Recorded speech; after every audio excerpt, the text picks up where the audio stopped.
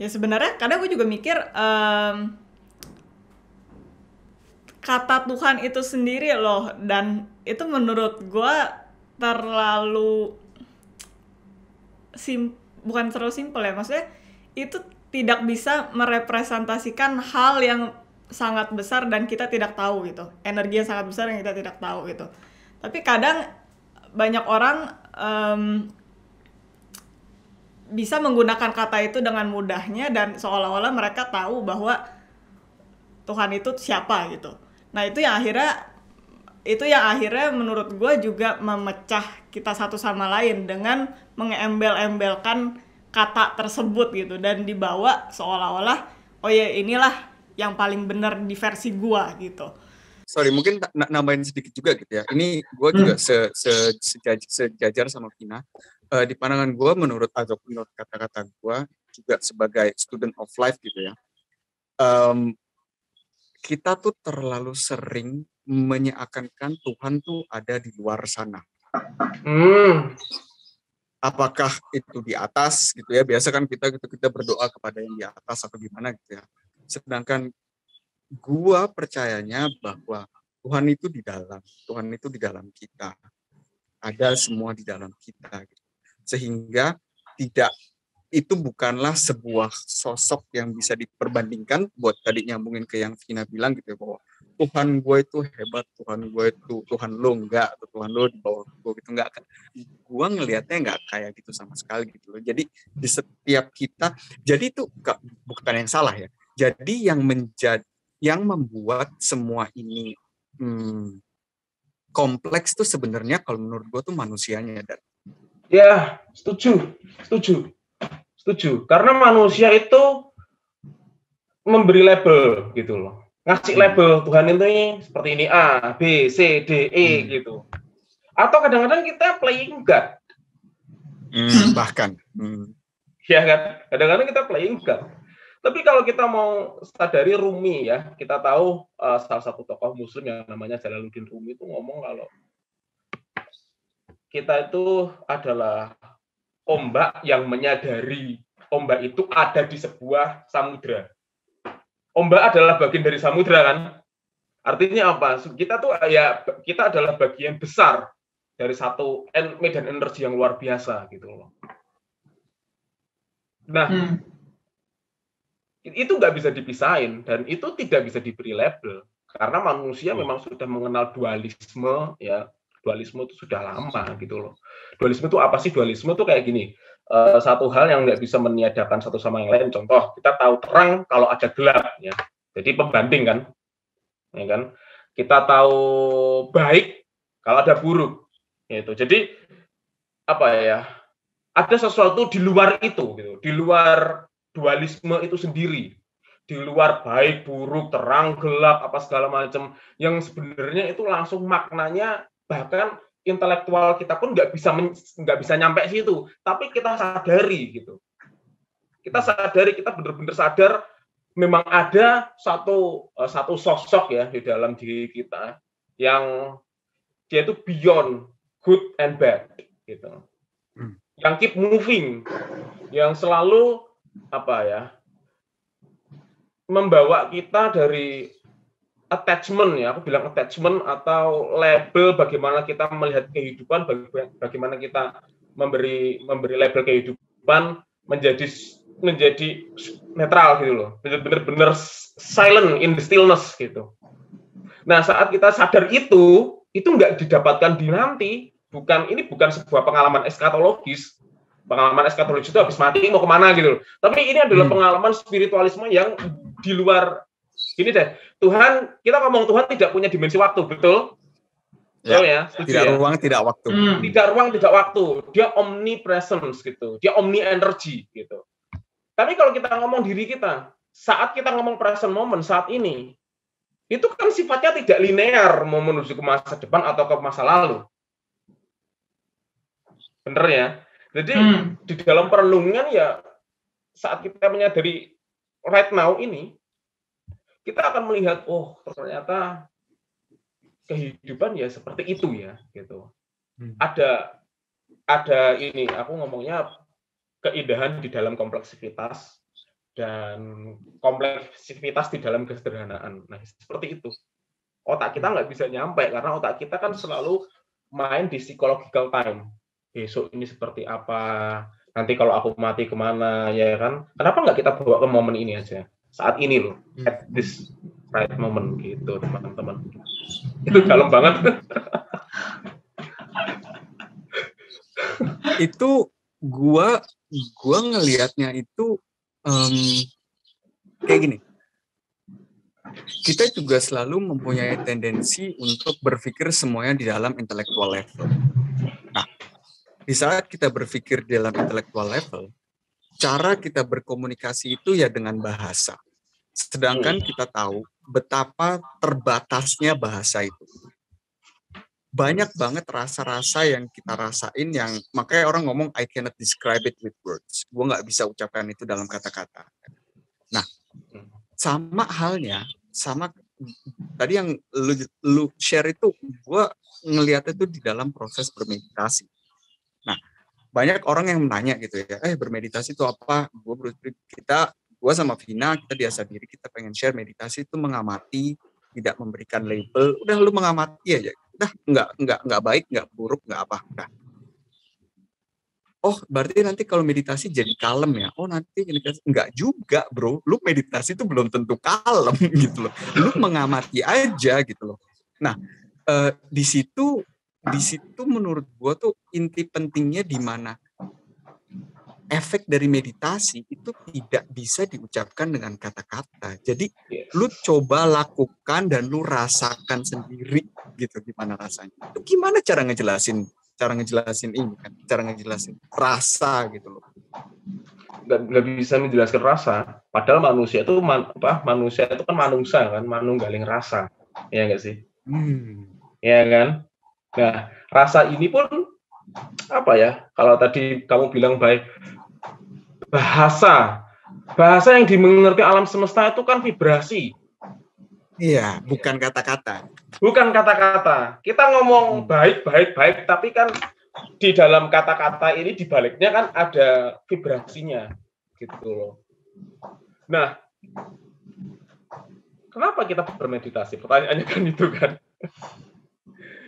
Aku sering bertanya-tanya sama diriku karena ya kan aku nggak punya teman ngobrol kayak gini sama siapapun gitu. Ini mungkin bisa dibilang this is the first thing gitu loh. Aku bisa sharing apa yang ada di dalam kepalaku sama kalian gitu. Ketika aku di dalam renungan kadang-kadang kita tuh mikir loh. Aku tuh mikir saat ini apa ya yang ada di dalam aku gitu. Saat ini apa ya yang sedang aku rasain? Tanya terus gitu. Kenapa aku harus bermeditasi? Apa hubungannya mindfulness sama law of attraction? Ternyata ada koneksinya. Karena kan kita mesti netral, senetral-netralnya dulu sebelum kita perintahkan otak kita untuk kita bayangin ini gitu. Ya nggak sih? Jadi kita mesti netral. Lu mesti ke titik nol dulu. Iya, karena kalau enggak nanti toxic positivity kita. Ya nggak sih? Ya kan? Ya kan seringkali udahlah kamu mikir yang baik-baik aja, jangan ngomong yang buruk-buruk. Tapi coba terima aja apa adanya. Aku nggak ngerti ya kalau kita di dalam agama kan kita diajarin kamu berdoa gitu, memohon yang baik gitu. Kenapa kok kita tidak berdoa untuk memohon diri kita supaya kita bisa terima apa adanya saat ini? Ya nggak sih? Saat ini kita terima apa adanya. Baru setelah kita bisa terima apa adanya dari nol itu, kita baru bisa kemana. Lu mau kemana lo terserah deh. Karena itu bisa dibuktikan secara matematika loh.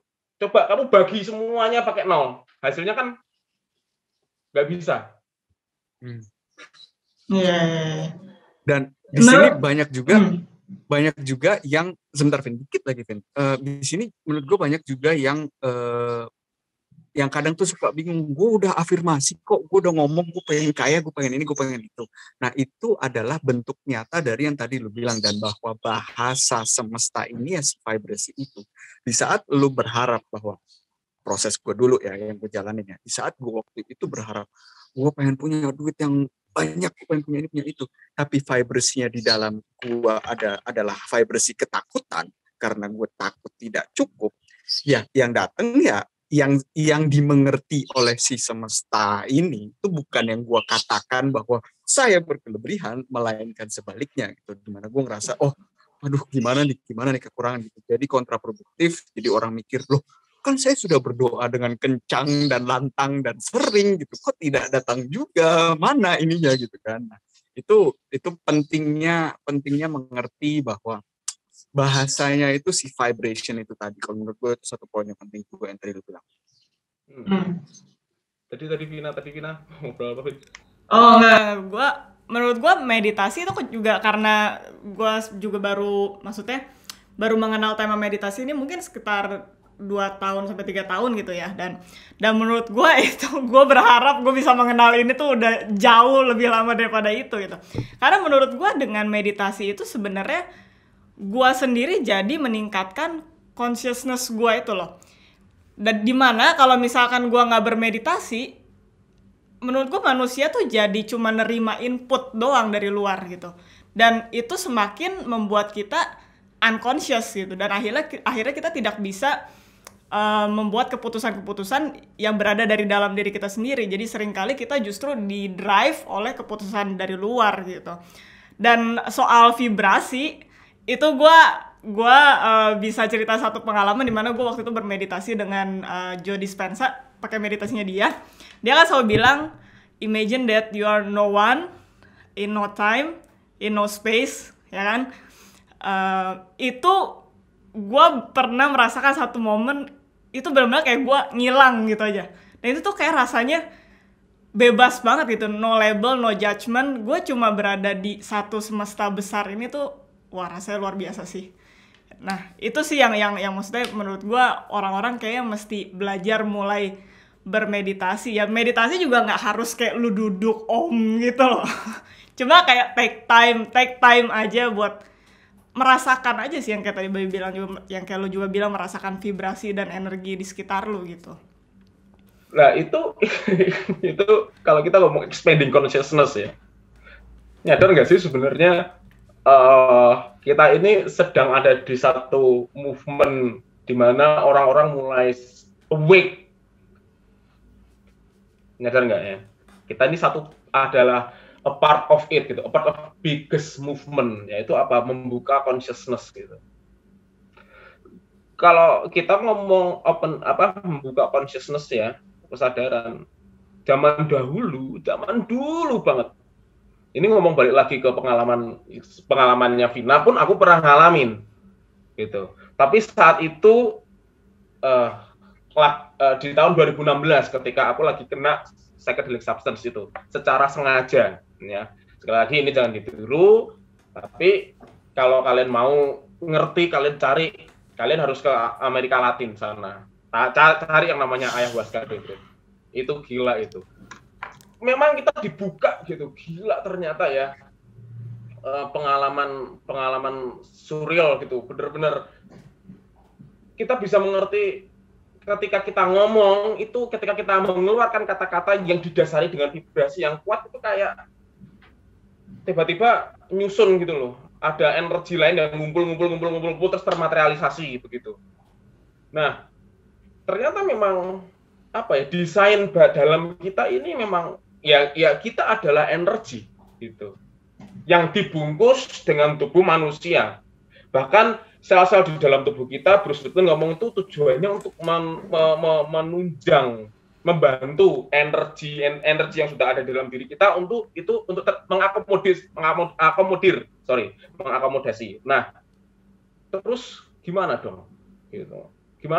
Gimana supaya kita benar-benar bisa satu step naik kesadaran kita?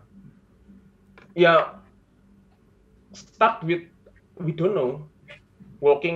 berjalan di dalam ketidaktahuan. Kalau dari Dispensa kan selalu ngomong sesuatu hal yang tidak kita ketahui, unknown, ya itu tidak pernah mengecewakan.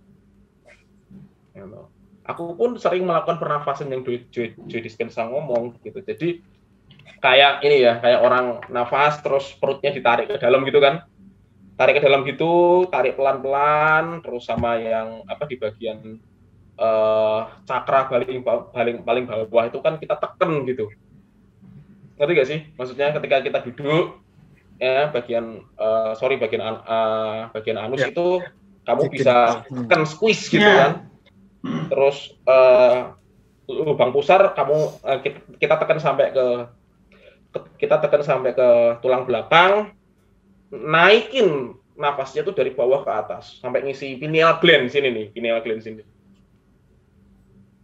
Ketika itu ya sudah, nanti akan ada sebuah reaksi kimia di mana kita mengalami kayak kita terputus aja, kita jadi sadar kita ini siapa, kita jadi awake gitu. Nah dari situ ketika kita sudah awake itu baru kita mau arahin ini ke mana nih gitu, kita mau arahin energi kita mau kemana gitu kira-kira.